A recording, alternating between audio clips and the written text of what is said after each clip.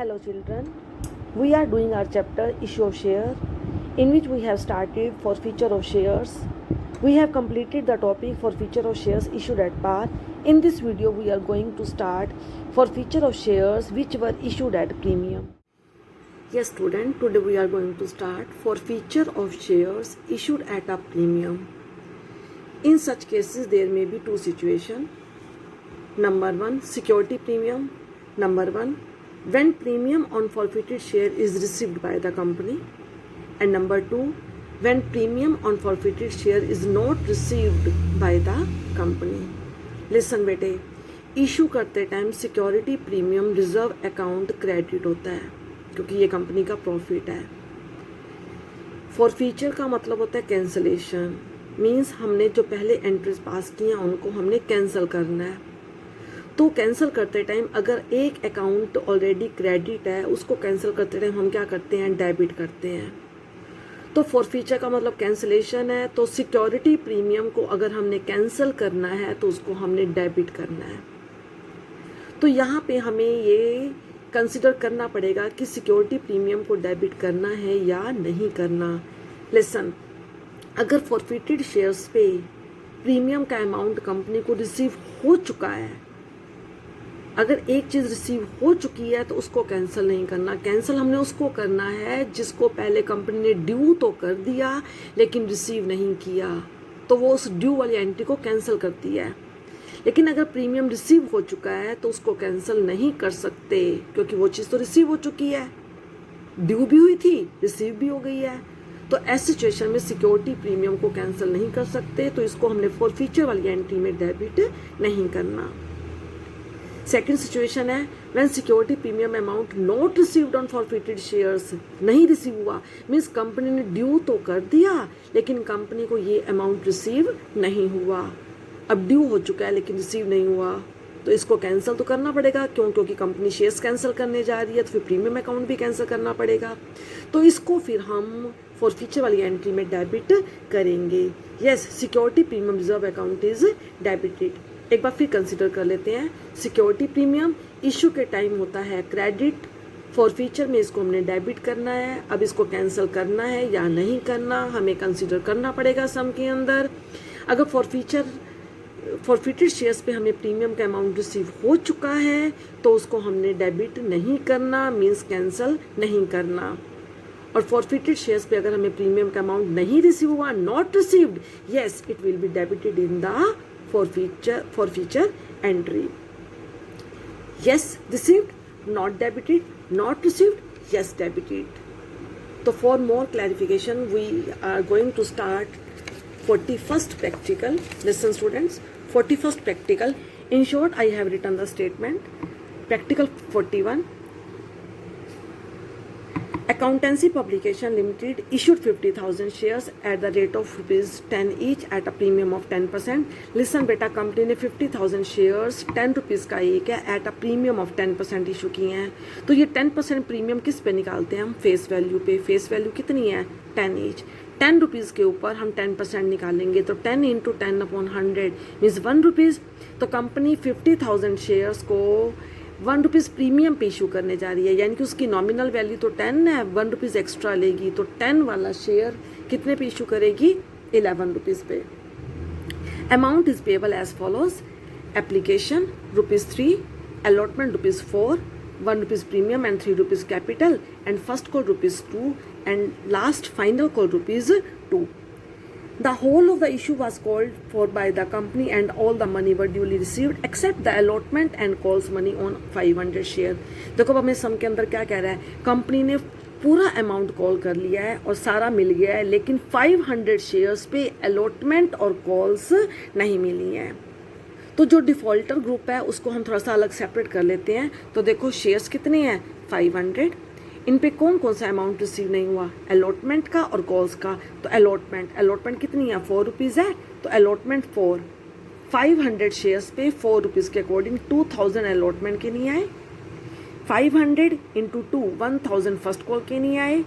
500 × 2 1000 final call के नहीं आए. ये हमने शॉर्ट में अपनी टेबल बना ली है. Let's start our entries. First entry first entry किस चीज़ की होती है? एप्लीकेशन मनी रिसीव करने की।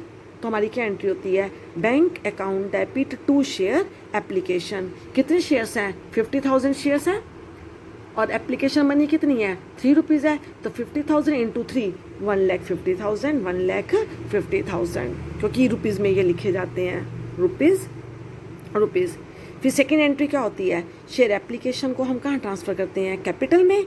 तो ये क्रेडिट है, अब इसको डेबिट करेंगे तो नेक्स्ट एंट्री क्या हो जाएगी? Share application account debit to share capital 1,50,000 and 1,50,000।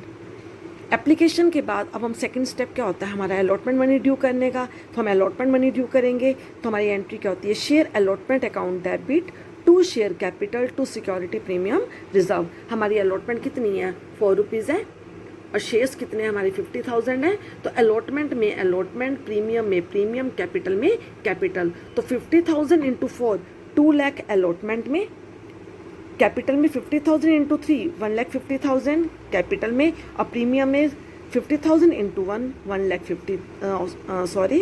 50,000 हमारा प्रीमियम में।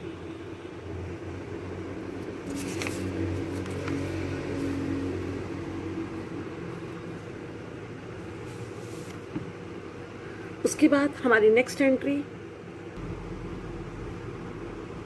यस, अलॉटमेंट मनी ड्यू करने के बाद अब रिसीव करने की। तो नेक्स्ट एंट्री हमारी क्या हो जाएगी? Bank account debit to share allotment. देखो हमने अपनी टेबल बनाई थी, उसके अंदर हमने देखा था कि 500 शेयर्स पे 4 रुपीज़ के अकॉर्डिंग 2,000 हमारे अलॉटमेंट के नहीं आए थे। ये देखो 500 शेयर्स पे 4 रुपीज़ के अकॉर्डिंग अलॉटमेंट के 2,000 नहीं आए। ये नहीं आए ना 2,000, तो इसको हम बैंक वाली एंट्री में माइनस करके लिखेंगे। तो bank account debit to share allotment 1,98,000 and 1,98,000। उसके बाद फर्स्ट कॉल ड्यू करेंगे। तो फर्स्ट कॉल ड्यू करने की एंट्री क्या हो जाएगी? Share first call account debit to share capital 1 lakh and 1 lakh. अब रिसीव करने की एंट्री करेंगे। तो रिसीव करने की एंट्री क्या हो जाएगी? Bank account debit to share first call. हमारे पास फर्स्ट कॉल के 99,000 आए हैं। हमने अपनी टेबल बना के कैलकुलेट किया था कि फर्स्ट कॉल के 1,000 नहीं आए। 500 इंटू 2 1,000 फर्स्ट कॉल के नहीं आए। तो बैंक वाली एंट्री में इसको माइनस करके लिखेंगे। अगर आप calls in arrear account open करना चाहो तो वो भी कर सकते हो। और हमारी एंट्री तब क्या बनेगी? तब हमारी एंट्री बनेगी bank account debit 99,000 calls in arrear debit. But मैंने calls in arrear account open यहाँ पे नहीं किया, आप करना चाहो तो कर सकते हो। तो हमारी एंट्री कर जाएगी bank account debit to share first call 99,000। Next entry final call due करने की। Share final call account debit to share capital 1 lakh same. आगे रिसीव करने की तो हमारी एंट्री कर जाएगी bank account debit to share final call 1,000 final call के नहीं आए हैं तो कितना आएगा? 99,000 एंड 99,000। जब वो पर्सन अपनी अलॉटमेंट और कॉल्स पे नहीं कर पाया तो डायरेक्टर्स ने उसके शेयर्स को फॉरफिट कर लिया। तो अब देखो अब हम फॉरफिचर की एंट्री पास करेंगे। लिसन, हमारी क्या एंट्री जाएगी? Share capital account debit number of forfeited share into called up amount. तो नंबर ऑफ फॉरफिटेड शेयर्स कितने हैं? 500 है और इसके ऊपर कंपनी ने कितना कॉल किया है? फुली कॉल्ड अप है, लेकिन कैपिटल में फेस वैल्यू जाएगी तो हमारी यहाँ पे कितना होगा? 500 इंटू 10 5,000। अब देखो बेटा, इन शेयर्स के ऊपर कंपनी को अलॉटमेंट मनी रिसीव नहीं हुई। अलॉटमेंट रिसीव नहीं हुई तो इसका मतलब प्रीमियम रिसीव नहीं हुआ। Premium not received on forfeited share, तो प्रीमियम को कैंसिल करना है। अगर कैंसिल करना है तो ये क्या होगा? फॉरफिचर वाली एंट्री में डेबिट होगा। तो जितने शेयर्स को फॉरफिट किया है उतने शेयर्स का ही प्रीमियम डेबिट करेंगे। तो हमारी एंट्री क्या बनेगी? Security premium reserve account debit 500 into 1 500 to share allotment. Allotment के आगे अलॉटमेंट वाला अमाउंट, अलॉटमेंट हमारा कितना था? 2,000 है तो यही जाएगा। तो अलॉटमेंट के आगे allotment 2,000, first call to share first call 1,000, to share final call 1,000 और टू शेयर फॉरफीचर। फॉरफीचर में जो अमाउंट रिसीव हो चुका होता है तो कंपनी को कितना रिसीव हुआ है? Only 3 rupees. 5 application money receive हुई है तो 500 इंटू 3 1,500। उसके बाद हम इस सम के अंदर क्या कह रहा है कि these letter on these shares reissued at ₹9 as fully paid. Listen, reissue reissue की एंट्री होती है bank account debit to share capital eight four या एट वाला अमाउंट कहाँ जाता है बैंक में। तो एट वाला अमाउंट बैंक में, एट कितना है 9 रुपीज़, तो बैंक में 9 रुपीज़ के अकॉर्डिंग सारे शेयर्स रीइश्यू कर दिए हैं कंपनी ने। तो हमारी क्या एंट्री हो जाएगी, बैंक अकाउंट डेबिट 9 रुपीज़ के अकॉर्डिंग एज फुली पेड का मतलब नॉमिनल वैल्यू, और यहाँ पे शेयर की नॉमिनल वैल्यू कितनी है 10, तो इसका मतलब 10 रुपीज़ कैपिटल में जाएगा जितना पेड होगा। यानी कि ये नॉमिनल वैल्यू है, ये उसकी रजिस्टर्ड वैल्यू है, लेकिन उसके बदले में कंपनी उस पर्सन से कितना रिसीव कर रही है 9 रुपीज़, 1 रुपीज़ लेस रिसीव कर रही है। तो ये कंपनी को लॉस है, ये कंपनी का डिस्काउंट है, और ये डिस्काउंट कंपनी कहाँ से कवर अप करेगी, अपना शेयर फॉरफीचर अकाउंट से। तो हमारी एंट्री क्या हो जाएगी, bank account debit share forfeiture account debit to share capital 500 into 9 4500, 500 into 1 500 share forfeiture में, टू शेयर कैपिटल 500 इंटू 10 5000। अगर फॉरफिटेड शेयर्स को रीइश्यू कर दिया जाए तो फिर हम अपना ये फॉरफीचर अकाउंट क्लोज करते हैं, जो बैलेंस बचा होता है। देखो बेटा, हमारे पास क्रेडिट कितना है 1500 है, उसमें से हमने डेबिट कितना कर दिया 500 डेबिट कर दिया। अब हमारे पास शेयर फॉरफीचर अकाउंट में कितना बैलेंस पड़ा है 1000।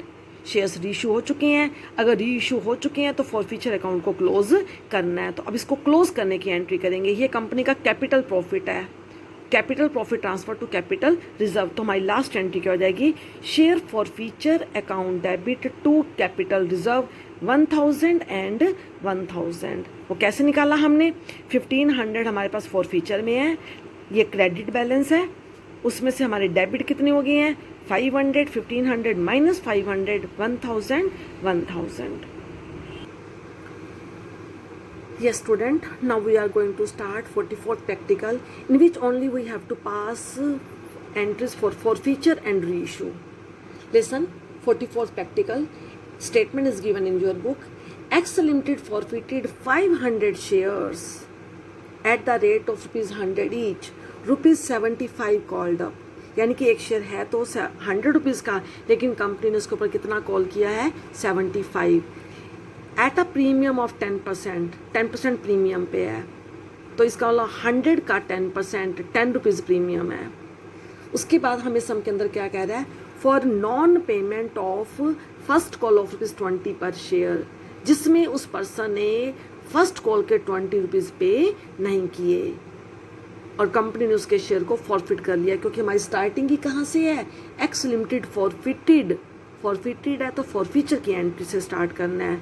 तो देखो 500 शेयर है, 100 रुपीज़ का एक है, कंपनी ने कॉल कितना किया है 75, और उस पर्सन ने क्या पे नहीं किया, फर्स्ट कॉल के 20 रुपीज़ पे नहीं किए हैं। तो पहले हम फॉरफीचर की एंट्री पास करते हैं। लिसन बेटा, share capital account debit number of forfeited share into called up amount. Number of forfeited shares कितने हैं 500 और कॉल्ड अप अमाउंट कितना है 75। तो हमारी एंट्री क्या हो जाएगी 500 इंटू 75 37,500।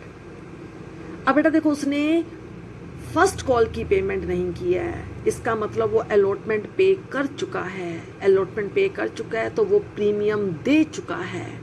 अगर प्रीमियम कंपनी को फॉरफिटेड शेयर पे रिसीव हो चुका है तो सिक्योरिटी प्रीमियम को कैंसिल नहीं कर सकते। मींस फॉरफीचर वाली एंट्री में सिक्योरिटी प्रीमियम रिजर्व को हमने डेबिट नहीं करना।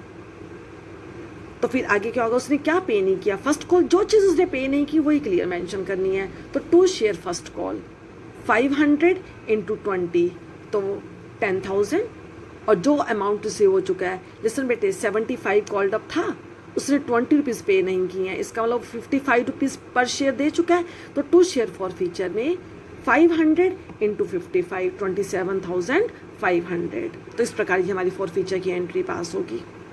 उसके बाद आगे क्या कह रहा है, reissued 200 shares at ₹75 paid up for ₹60 पर शेयर। इसमें से कंपनी ने 200 शेयर्स को रीइश्यू किया है एज 75 पेड अप फॉर ₹60 पर शेयर। जितना पेड अप हो वो कैपिटल में, इसका मतलब ये उसकी नॉमिनल वैल्यू है।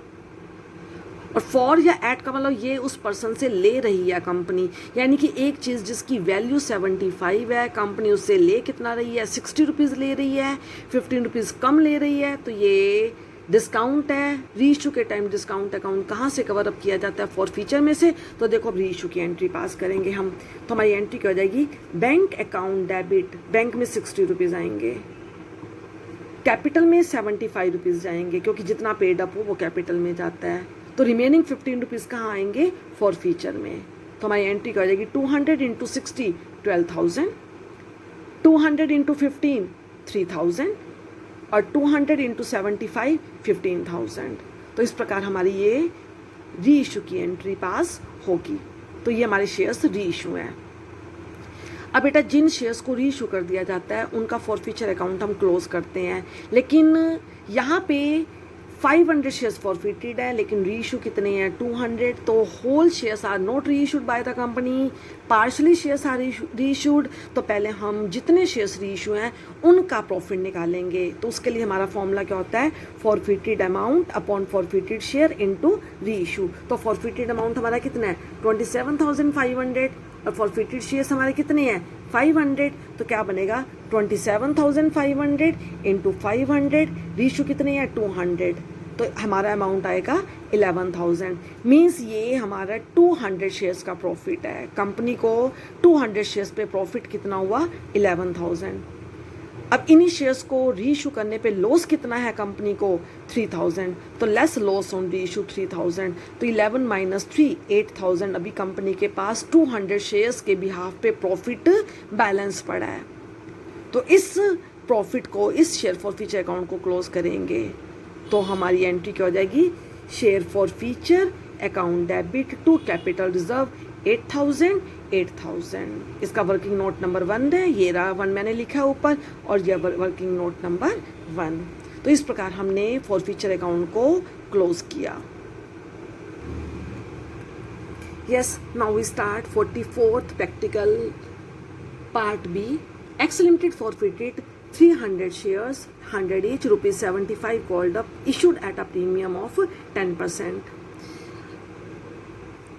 For non-payment of allotment money 30 rupees and first call ₹20। देखो हमें सम के अंदर क्या कह रहा है कि कंपनी ने 300 शेयर्स, 100 रुपीज़ का एक है, 75 कॉल्ड अप है, और इस पर्सन ने क्या पे नहीं किया, अलॉटमेंट और फर्स्ट कॉल पे नहीं किया है। तो पहले हम फॉर फीचर की एंट्री पास करेंगे। लिसन बेटा, हमारी एंट्री क्या बनेगी, share capital account debit, share capital account debit, number of forfeited share into called up amount. तो फॉरफिटेड शेयर्स कितने हैं, 300, और कॉल्ड अप अमाउंट कितना है, 75। तो 300 इंटू 75 22,500। अब बेटा देखो, इस पे अलॉटमेंट मनी नहीं आई, अलॉटमेंट मनी नहीं आई। अगर कुछ ना कह रखा हो तो प्रीमियम किस पे होता है, अलॉटमेंट पे। इसका मतलब सिक्योरिटी प्रीमियम ड्यू तो हुआ है लेकिन रिसीव नहीं हुआ। अगर ड्यू हो जाए और रिसीव ना हो तो इसको हम डेबिट करते हैं। तो फॉरफीचर वाली एंट्री में सिक्योरिटी प्रीमियम रिजर्व अकाउंट को क्या करेंगे, डेबिट। तो प्रीमियम कितना है, 10% है, तो 300 इंटू 10 3,000। जो अमाउंट नहीं आया, कौन सा अमाउंट नहीं आया, अलॉटमेंट का। टू शेयर अलॉटमेंट 300 इंटू 30, ये देखो अलॉटमेंट कितना है, 30 रुपीज़ है, 9,000। तो 9,000। टू शेयर फर्स्ट कॉल, कितना अमाउंट है फर्स्ट कॉल का, 6,000 रिसीव नहीं हुआ तो 6,000, और जो अमाउंट रिसीव हो चुका है। तो देखो बेटा हमारे पास कितना है, 75 कॉल्ड अप है, लेकिन उसमें से कंपनी का और 10 रुपीज़ प्रीमियम है, क्योंकि अलॉटमेंट के अंदर इंक्लूडिंग प्रीमियम है ना ये 30। तो 85 माइनस 50, तो कितना बचा, रिमेनिंग 35। तो 300 इंटू 35 10,500 फॉर फीचर। उसके बाद रीइशू करने की एंट्री है। तो रीइशू क्या कह रहा है, out of which company reissued 100 shares as fully paid up in such a way that ₹3100 transfer to capital reserve. देखो बेटा इसके अंदर नया पॉइंट है। अब तक हमें ये कहा जाता था कि इतने रुपीज़ पे इशू है और इतना पेड अप है, लेकिन हमें सम के अंदर अब कह रहा है फुली पेड अप है। इस प्रकार से रीइशू करना है कि उनसे इतना अमाउंट लेना है कि 3100 कैपिटल रिजर्व में जाएं। तो सबसे पहले हमें वर्किंग नोट्स बनाने पड़ेंगे। फिर तो कितने शेयर्स रीइशू हैं, 100 शेयर्स रीइशू हैं, तो पहले हम 100 शेयर का फॉरफीचर अमाउंट निकालेंगे। तो देखो बेटे, ये 10,500 कितने शेयर्स के बिहाफ पे है? 300 शेयर्स के बिहाफ पे है। तो देखो, profit on 300 shares is equal to 10,500। जितने शेयर्स रीइशू हैं उनका अकॉर्डिंग कैलकुलेट करेंगे। तो 100 शेयर्स रीइशू हैं तो 100 शेयर्स का निकालेंगे। तो 300 के इक्वल 10,500 है, तो 100 के इक्वल कितना हो जाएगा? 10,500 अपॉन 300 इंटू 100, 3,500। तो 100 शेयर्स का प्रॉफिट कितना आया? 3,500। कहता है इसको इस प्रकार यूज़ करना है कि इसमें से 3,100 हमारे कैपिटल रिजर्व में जाएँ। तो 3,500 में से 3,100 कहाँ जाएं? कैपिटल रिजर्व में। पहले हम क्या निकालते थे? लॉस ऑन रीइशू गिवन होता था, हम कैपिटल रिजर्व का अमाउंट निकालते थे। इस सम के अंदर उन्होंने क्या दिया हमें? कैपिटल रिजर्व का अमाउंट गिवन है, तो डिफरेंस अमाउंट क्या आ जाएगा? यानी कि ये हमें रीइशू करते टाइम लॉस हुआ है, क्योंकि टोटल प्रॉफिट है 3,500, उसमें से 3,100 का तो बैलेंस अभी भी पड़ा है। तो इसका मतलब इसमें से कितना यूज़ हुआ? 400। तो 400 हमारा रीइशू के टाइम लॉस है। तो अब हम एंट्रीज करेंगे। तो ये तो हमारी कैपिटल रिजर्व में हो जाएगा। तो ये देखो, share forfeiture account debit to capital reserve 3,100 और इन्हीं शेयर्स को रीइशू करते टाइम हमें 400 का लॉस हुआ है। तो रीइशू वाली एंट्री में share forfeiture account debit 400 और कैपिटल में फुली पेड जाएगा। 100 शेयर्स हैं, फुली पेड कितने का है? एक शेयर 100 का। 100 इंटू 100 10,000। 10,000 के बिहाव पर 400 तो हमने फॉरफीचर अकाउंट से लिए हैं, तो रिमेनिंग हमारे पास बैंक में आएगा बैंक अकाउंट डेबिट 9,600। तो इस प्रकार हमारी ये रीइशू की एंट्री पास होगी। Bank account debit share forfeiture account debit to share capital.